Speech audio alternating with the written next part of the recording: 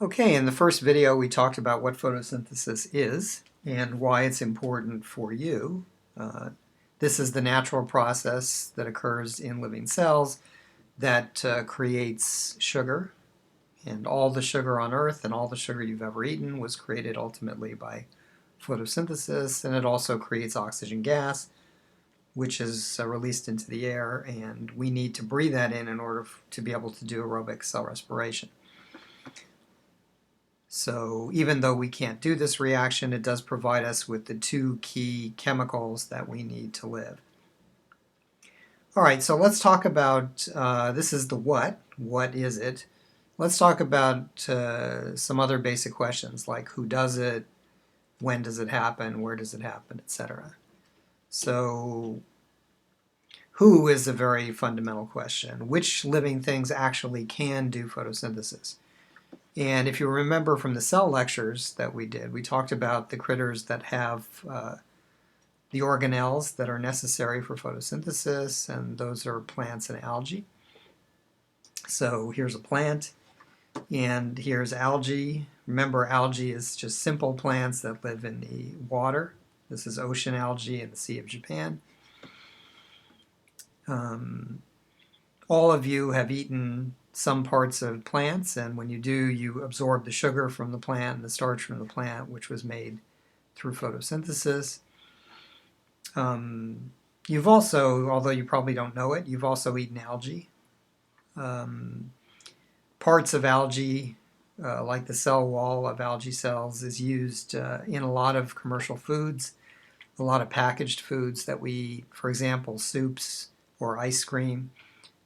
If you buy soups and ice cream and you look on the label, you'll often see something that says alginate or carrageenan, or those are basically pieces of cell wall from algae. So you've eaten at least parts of algae if you've eaten canned soups or ice cream. There is one kind of bacteria that can do photosynthesis. It's called cyanobacter or cyanobacteria. For those of you who like art, cyan, of course, is a kind of blue. That's these bacteria are called cyanobacteria because they actually have sort of a bluish green color to them. Cyanobacter are actually one of the more common bacteria. They live in the oceans, but they also live on land. And sometimes you can even find them in fresh water, so they're pretty common on Earth. These can do photosynthesis, and they were actually believed to be the original critters on Earth that did photosynthesis. But now most of the photosynthesis on Earth is done by plants and algae. Plants do most of the photosynthesis on land, and algae does most of the photosynthesis in the water. Remember, algae live in the water. So these are the critters that can do photosynthesis, and they're the only ones that can. Animals can't do it. Funguses can't do it. Protozoan can't do it. And there is no other bacteria other than cyanobacter that can do it. So the number of species on Earth that can actually do photosynthesis is limited.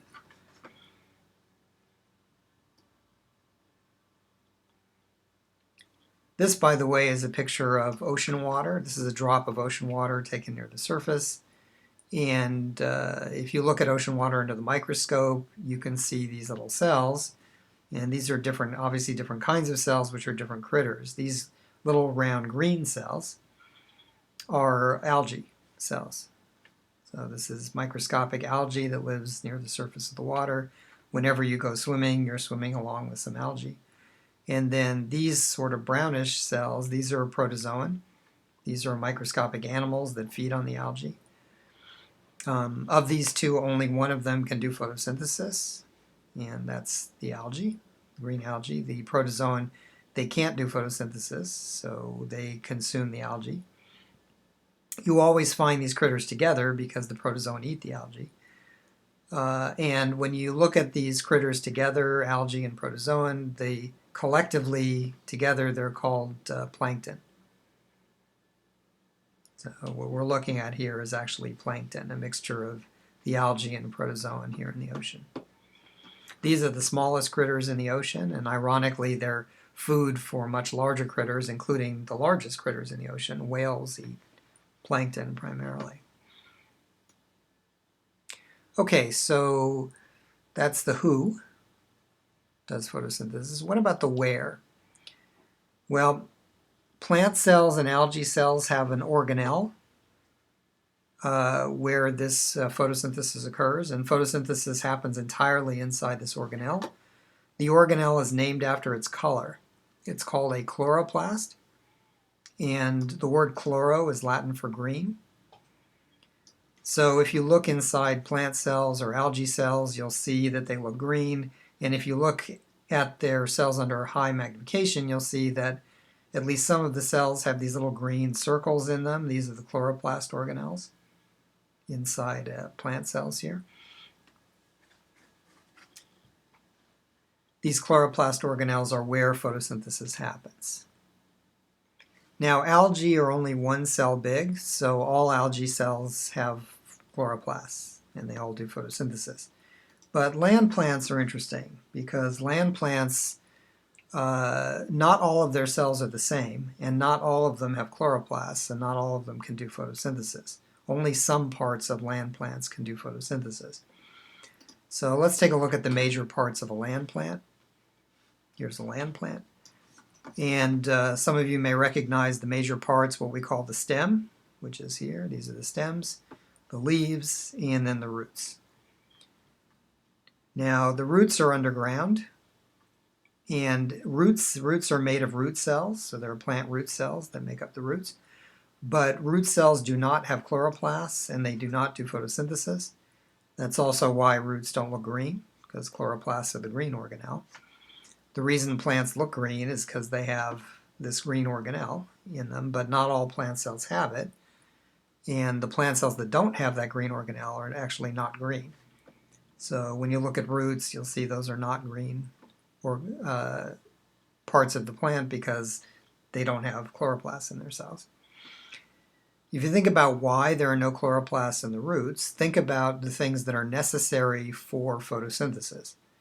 So remember, photosynthesis is combining carbon dioxide gas and water and light to make sugar and oxygen. So which of those three things do you think it would be hard for a root cell to get? Remember, roots are underground. So if this were a real plant, there'd be dirt here. So what is it that roots are not getting? They're not getting light. That's because underground, under the dirt, it's dark. There is no light. So since roots live where it's dark, they can't do photosynthesis. So their cells don't have chloroplasts and can't do that process. Now we've got stems that are connecting the roots to the leaves. The stems, sometimes they look green and sometimes they don't. But the interesting thing about stems is they're mostly made of dead cells. More than 90% of the cells in a stem are dead cells that have hardened up to form this kind of rigid structure. And since most of the cells in the stem are dead, they can't do photosynthesis because that can only be done in live cells. So you don't find chloroplasts in the cells of the roots, and you don't find chloroplasts in most of the cells of the stems because most of them are dead cells. So the cells where you find chloroplasts and where the plant actually does photosynthesis are the leaf cells. So plants do photosynthesis in their leaves. But not all the leaf cells have chloroplasts. So if you look at a leaf, this is actually a illustration of the cell layers that you would find in a leaf. So if you cut off a piece of a leaf, and this were the top of the leaf, and down here were the bottom of the leaf, if you could see it all under a microscope, you would see that there's a number of cell layers from the top of the leaf to the bottom. Both the top and the bottom of the leaf are made of these jigsaw puzzle looking cells. Those are called epidermal cells. They're like the skin of the leaf. These cells are designed to hold in the liquid and other chemicals inside the leaf and prevent most of it from escaping from the plant. So they're like your skin. They're a protective barrier layer. And these cells, if you see here, they don't have those little green chloroplasts in them. So the epidermal cells of the leaf don't do photosynthesis. But the cells in the middle of the leaf, these rectangular cells, which are called mesophyll, meso means middle, phyla is plant in Latin. So these middle cells of the leaf that look like little rectangles, these have the green circles in them. These are have the chloroplasts, and these are the cells that do photosynthesis.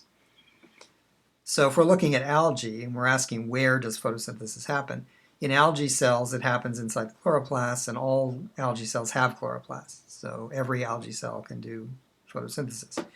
But in land plants, not every cell has chloroplasts. The roots don't, the stems mostly don't. And even in the leaves, only the middle cells, the mesophyll cells in the leaves have the chloroplasts. So photosynthesis occurs in the mesophyll cells of plant leaves. And that means to do photosynthesis, plants actually have to have leaves. If they don't have any leaves, and we'll be talking about this again in the next video, then the plants can't do photosynthesis. By the way, not all leaves look like leaves. If you've ever seen, for example, a pine tree, could you identify the leaves of the pine tree? Most people couldn't, or they point to the wrong thing. But the leaves of the pine tree are actually those little needles, those long needles in the pine tree. Those are the leaves of the pine tree. But you'll notice they're green because they have mesophyll cells too, even though they're sort of arranged differently than this. And they have chloroplasts. Okay, so in the next video we're going to continue on. We've talked about who does it and where it happens. In the next video, which will probably be the last video, we're going to talk about when it happens and why. Why is it that plants and algae do this particular process?